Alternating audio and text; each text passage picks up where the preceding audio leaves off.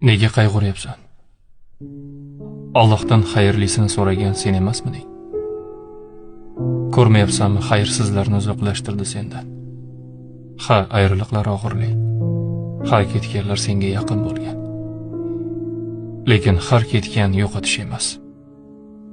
Ba'zida ketishgani hayotingga Allohning bergan eng katta hadyasi bo'ladi.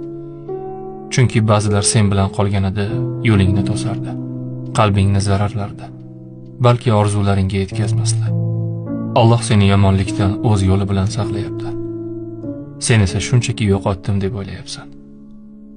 Unutma, rizqing ham, rishtang ham, baxting ham senga tegishlisi hech qachon chetda qolmaydi. Faqat sabr qil, shubhalanma, o'zingni yomon ko'rma. Nega aynan men dema, balki shu men uchun xayrli deb o'yla. Seni Alloh yaratgan.